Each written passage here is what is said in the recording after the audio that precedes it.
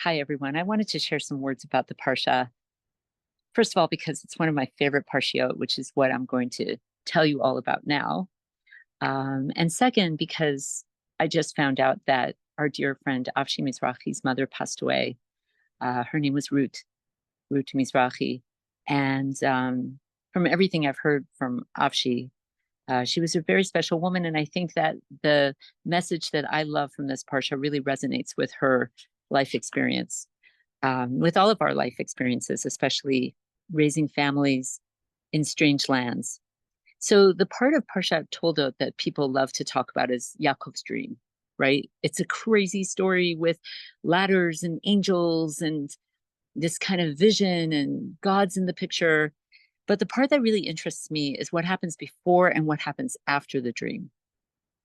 Let's talk about what happens to Jacob, what happens to Yaakov before the dream. So Yaakov, according to the Pshat, seems to be the favored twin of his mother.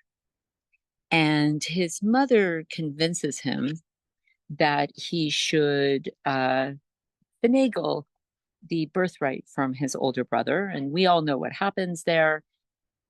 And we know that Yitzchak sort of gets wind of it and ends up giving him the blessing and giving him the Bechor, giving him the special blessing for the older son.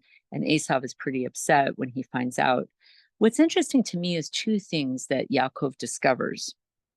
First of all, if he didn't know before, he all of a sudden understands that Esav is Yitzchak's favorite son, that Yitzchak, it's not assumed that Yitzchak and Rivka talked about this. This is not a strategy that's been discussed on a family level. And all of a sudden, he finds out that he has to leave home. He has to leave the place that he knows, that he's comfortable with, and he will never go back home. And the person to essentially kick him out of his home is his mother. That's a very, very difficult thing to swallow, I think, if you're Jacob. And yet he has to all of a sudden leave his home, never come back. And the woman, his mother, who has shown him so much love and so much support, basically kicks him out. And so even though she's doing it for a good reason because she wants to save his life, that's probably still a very bitter pill for him to swallow. And he's going to an unknown. And family members have reputations. We don't really learn about Lavan and his trickery and his predilections until Yaakov gets there.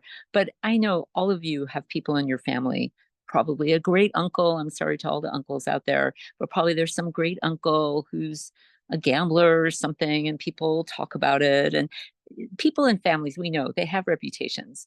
Lavan, I'm sure, has a reputation.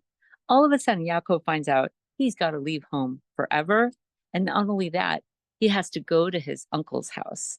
And he already has some preconceived notions about what that means.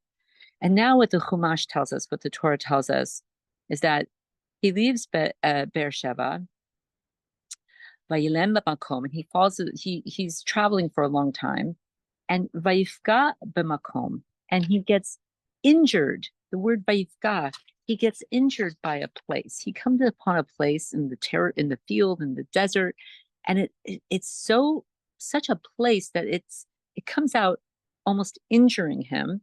And if I came to a place where I felt like I was nifgat, like I felt like it was injuring me, I probably would keep going.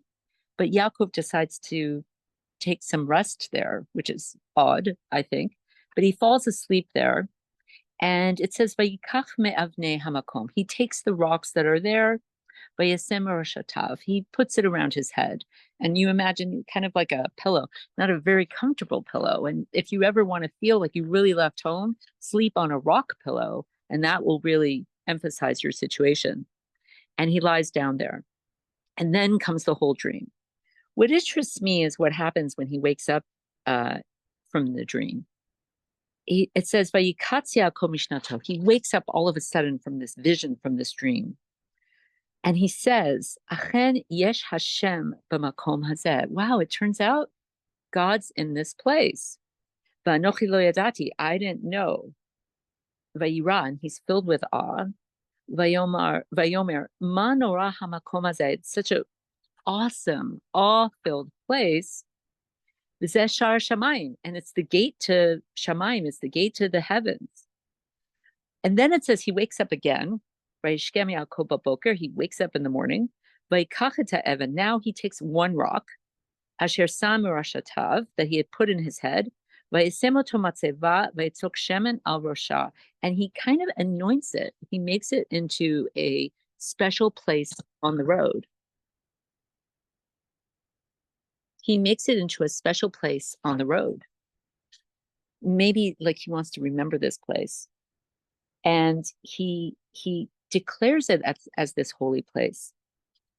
So what interests me about this is the idea that here's someone who's on the run, and he comes somewhere on the desert.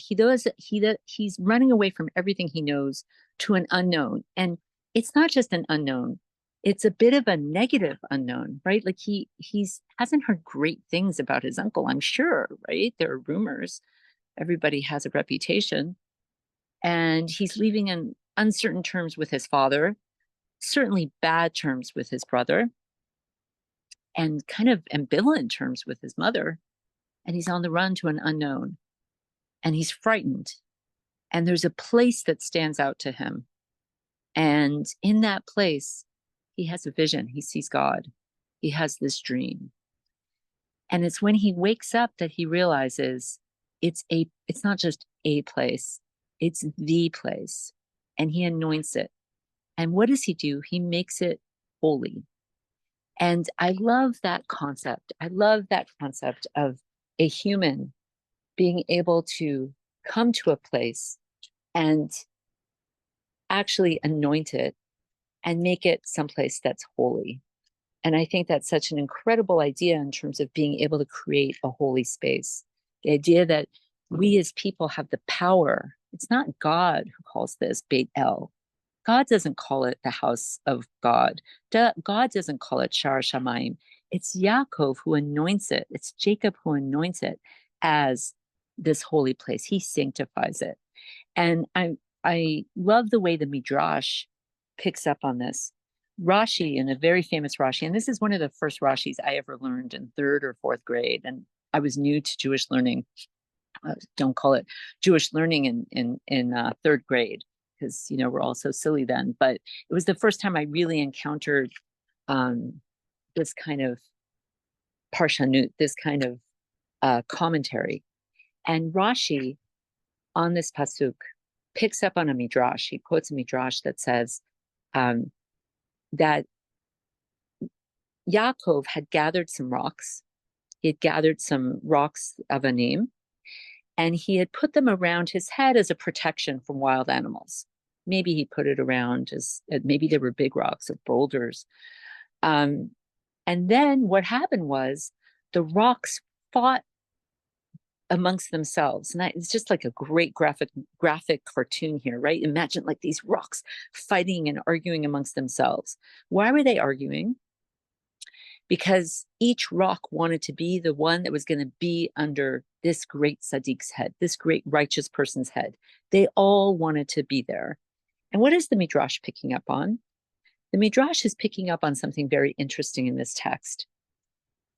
When we first encounter Yaakov, when we first encounter Jacob at this place where he's injured by this place, it says that he gathers avanim, he gathers rocks. And yet after he has his dream and after he anoints and sanctifies this place, it says, Vayikach et ha'even. Now it's just one rock. It's just one boulder. And so the Midrash is picking up on that idea that something special happened here. Something absolutely wonderful happened here. And here the Midrash imagines God getting involved. So while Yaakov is busy having this vision, and God is involved in that vision, but while Yaakov is busy imagining what this makom could be, what this place could be, It's it's the midrash that imagines God getting involved not with defining and sanctifying the place, but with supporting the sanctity of the place by saying, yes, in fact, amazing things are going to happen here, supernatural things, arguments between rocks, because this place has become sanctified. And God says, not because of me, not because of what I did, but because Jacob is a tzaddik, because Jacob is a righteous person. And I feel that designation of tzaddik here, that righteousness really comes with the action that Yaakov takes to designate, to sanctify. And I think that it's something that we're all empowered to do. There's another Rashi from the beginning of this section that also is quoting a very famous midrash that's talking about the idea of hamakom, the place, or bamakom, in the place, not just any place, but the place. And of course, makom is another name for God. It's another name for the divine. And the midrash is picking up on that. And it says, this isn't just any place. This is going to be the place, meaning, of course, the place where the Kodesh HaKodeshim, where the sanctified, most holy place is going to be in this very place that Jacob sanctifies. And that's such an interesting point as well, is that the sanctity of the most holy place on earth doesn't come from God, it comes from us. And I think this is such an interesting lesson, such an interesting concept for all of us, and especially for those of us raising families. It's that your home, your space, your table, your room, those can all be any place, or they can become the place. And I think that there's no more holy a place than the place where you raise a family. Thinking about Avshi's mom and the family that she raised, and with the struggles that families had. And there's more to that story. But that idea that it doesn't matter what's happening, how difficult a job could be, how difficult a family situation can be. You have the power. We all have the power. Our children have the power to sanctify and make a place holy. And so I want to leave you with that thought, and I wish you a very Shabbat Shalom.